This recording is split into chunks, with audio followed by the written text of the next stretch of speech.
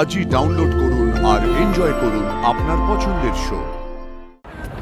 বনলতা এই বাড়িতে আসতে না আসতেই লাজুকে এখান থেকে তাড়াতে চাইছে। কি চাই ও? এই যে রাজু, কোথায় ছিলি এতক্ষণ? যাকে জিজ্ঞেস করছি সেই বলে জানে না। আমি তো ভাবলাম আবার কি হলো মেয়েটার। জেঠু তোমাকে এটা দিতে বললো, এটা রাখো। রাখ রাখ, খাটে রাখ।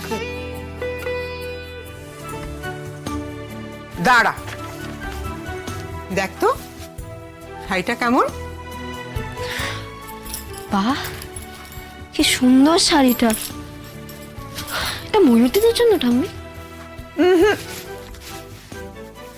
এটা আমার লাজু দিদির জন্যে।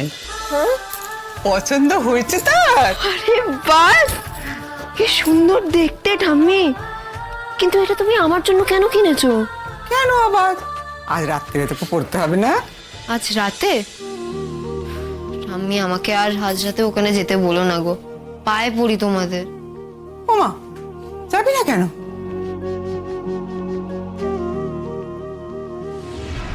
কেন? আমি কেন বলছি লাজু ওখানে যাবে না? এই প্রশ্নটা তুমি আমাকে করছো কি করে অনি? দেখো, তুমি মানা করলেও যাবে না, কিন্তু কারণটা কি সেটাই তো আমি বুঝতে পারছি না, তাই জিজ্ঞেস করছি। তুমি সত্যিই বুঝতে পারছো না? রিয়েলি? অনি, অনি একটা বছরও কাটেনি, জাস্ট কয়েকটা মাস আগে ওই মেয়েটাকে ঘিরে একটা রিসেপশন হয়েছিল, মনে আছে? তোমার মা করেছিলেন, তোমার মায়ের মতিভ্রম হয়েছিল, তাই ক্যান্সেল না করে সেটা চালিয়ে গেছিলেন। সেখানে আমাদের আত্মীয় স্বজন, পাড়া প্রতিবেশী সবাই প্রচুর গিফট দিয়েছিল ওই মেয়েটাকে। কি কারণে? আমাদের ছেলের বউ হিসাবে। আর আজকে কৃষ্ণর সত্যিকারের রিসেপশন। আজ যদি সবাই দেখে যে ওই মেয়েটা এখানে সর্বত্র ঘুরে বেড়াচ্ছে, তাহলে কি ভাববে বলো তো? আর তোমার মনে আছে নিশ্চয়ই পুজোর সময় ওই মেয়েটা কি সার্কাস করেছিল, মনে আছে তো? আমি না সত্যি কিছু বুঝতে পারছি না। আমি রিকোয়েস্ট করছি তোমার কাছে, তুমি তোমার মার সাথে কথা বলো প্লিজ।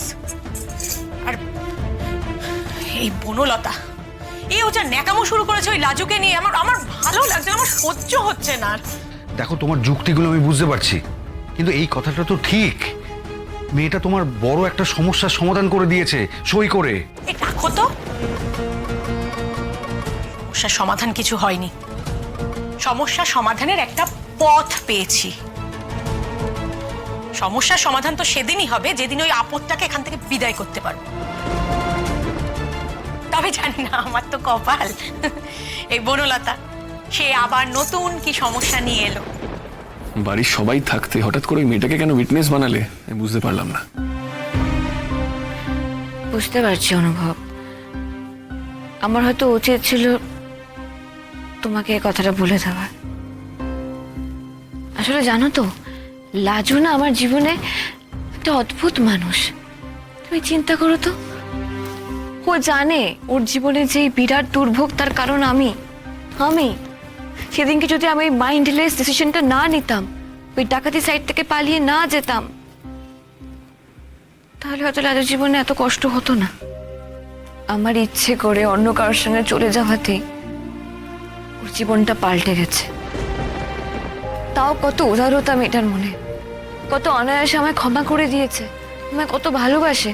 তোমার সাথে আমাকে মেলাতে কত কাণ্ড করেছে ও। আমি নিজেকে লাজুর জায়গায় বসালে না, নিজেকে কখনো ক্ষমা করতে পারি না। আমাকেও অবাক করে, এইটুকু একটা মেয়ে নিজের জীবনের এত বড় বিপর্যয়ের মধ্যেও কি করে ভালোবাসতে পারছে ওর নিজের অপরাধীকে। তোমার সেই ডিসিশন কেবল লাজুর জীবনে দুর্ভোগ আনেনি বনলতা, আমাকে অদ্ভুত একদিকে ঠেলে দিয়েছে। আমিও কি অপরাধী নই লাজুর কাছে? হ্যাঁ বুঝলাম, তোমার কি একটা রিকোয়েস্ট আছে বলছিলে? অনুভব, আমি চাই লাজু আর সুদেবের সংসারটা একটু একটু করে সাজিয়ে দিতে। লাজু সুদেবকে খুব ভালোবাসে, ওর সঙ্গে সংসার করতে চায়। আমি না নিজের চোখের সামনে দেখেছি ওই সুদেবের বাড়ির লোকজন লাজুকে অপমান করছে, আর এই সবের জন্য আমি নিজেকে কাঠগড়ায় দাঁড় করাই। অনুভব, তুমি আমাকে একটু হেল্প করবে?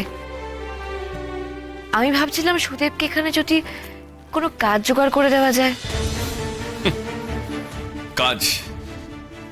আচ্ছা, তোমার মনে হয় সুদেবের মতন একটা ছেলে এখানে কোনো কাজ করার জন্য উপযুক্ত? আর সেকেন্ডলি, আমি যদি ওকে একটা কাজ জোগাড়ও করে দিই, একটা মোটামুটি মাইনের, তোমার মনে হয় লাজুকে নিয়ে এখানে সংসার করতে পারবে? একটা অপদার্থ ভেড়া কাপুরুষ ছেলে।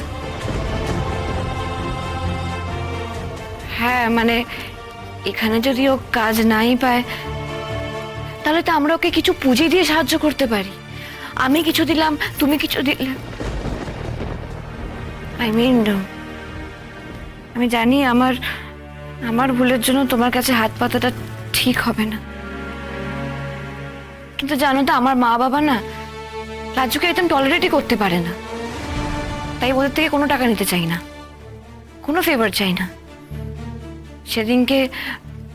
যেদিন লাজুর মা বাবা এসেছিল, ওরকম সিন ক্রিয়েট করলো, আমি বাড়ি থেকে কতবার বললাম যে আমি লাজুকে নিজের কাছে নিয়ে এসে রাখি, ওরা কিছুতেই শুনলো না। হাজার ভয়ানক রিয়াক্ট করলো, বাপরে বাপ। যাই হোক, ওদের কাছ থেকে তো আমি কোনো টাকা নেব না, কোনো হেল্প চাইবো না। তাই আমি তোমার কাছে রিকোয়েস্ট করছি, আমার কাছে যা সেভিংস আছে আমি সবটা দিয়ে দেবো, কিন্তু সেটা তো খুব সামান্য। তুমি আমি দুজনে মিলে টাকা দিলে কিছুটা টাকা হয় আর কি। তাহলে সুদেব না একটা দোকান নিতে পারে, তারপর একটা ঘরে নিয়ে লাজুর সঙ্গে সংসার করতে পারে। জানো তো, আমি সুদেবের বাড়ির লোকজনকে খুব কাছ থেকে দেখেছি, ওরা কিন্তু মানুষ খারাপ নয়, মানুষ ভালো।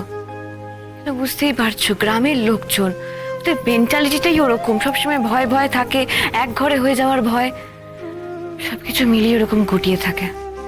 কিন্তু সুদেব যদি আলাদা হয়ে যায় লাজুর সাথে, তাতে তো কারোর কোনো ক্ষতি নেই, তাই না?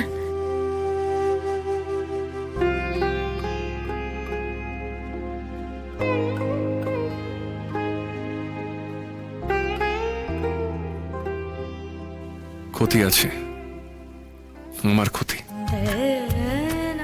লাজু আলাদা সংসার করবে, আমার কাছে থাকবে না, এটা হতে পারে না। বনলতা এই বাড়িতে আসতে না আসতেই লাজুকে এখান থেকে তাড়াতে চাইছে। কি চাই ও? এসব নিয়ে পরে ভাবা যাবে, তুমি রেস্ট নাও, আমি নিচে যাচ্ছি।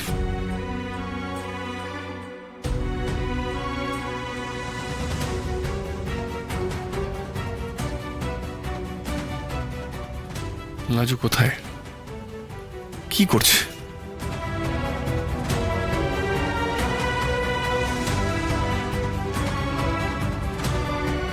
কি অদ্ভুত মানুষ, কথা বলতে বলতে হঠাৎ উঠে চলে গেল।